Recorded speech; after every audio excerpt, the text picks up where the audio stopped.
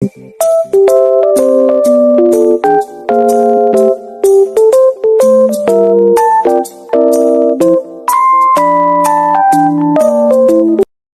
video ini saya akan menjelaskan mengenai narkoba di kalangan remaja. Mari kita simak penjabarannya. Secara umum, narkoba terbagi menjadi 3 kategori, yaitu narkotika, psikotropika, dan zat adiktif.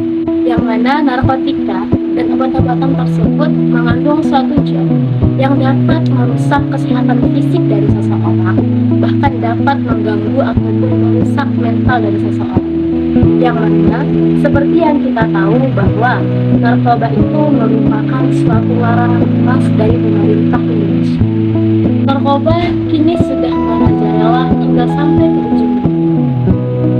Sehingga tidaklah heran ada banyak sekali kalangan remaja atau bahkan kalangan pemuda yang terjerumus ke dalam kasus-kasus narkoba. Faktor-faktor terjerumusnya anak muda atau kalangan remaja ke dalam kasus-kasus narkoba ialah yang pertama, tidak lain adalah pengaruh lingkungan yang buruk. Pengaruh lingkungan yang buruk juga dapat menjadi faktor terbesar banyaknya kalangan remaja atau pemuda yang terjerumus ke dalam kasus narkoba. Faktor yang kedua ialah pergaulan bebas.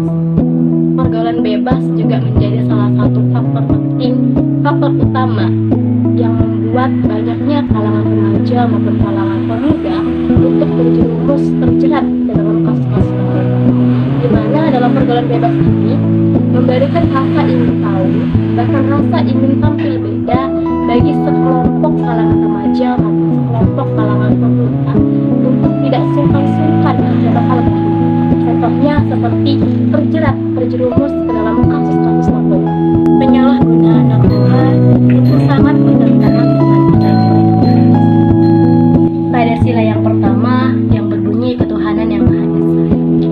Dalam nilai sila yang pertama ini, bukankah kita sebagai makhluk ciptaan Tuhan untuk datang kepada Tuhan yang Maha Esa, di mana pada pengguna narkoba ketika ada masalah bukanlah justru dihadapi, melainkan dihindari.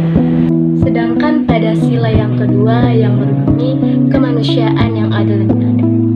Dalam nilai sila Pancasila yang kedua ini, bukankah kita sebagai manusia seharusnya dituntut untuk memiliki adab dan moral yang baik terhadap sesama? Namun, bagi para pengguna narkoba, mereka tidak sungkan-sungkan untuk melakukan tindakan-tindakan kriminalitas seperti pembunuhan, bahkan tindakan-tindakan asusila. Dan yang terakhir pada sila yang ketiga yang berbunyi Persatuan Indonesia. Dalam hal ini narkoba dapat memecah belah bangsa dan negara.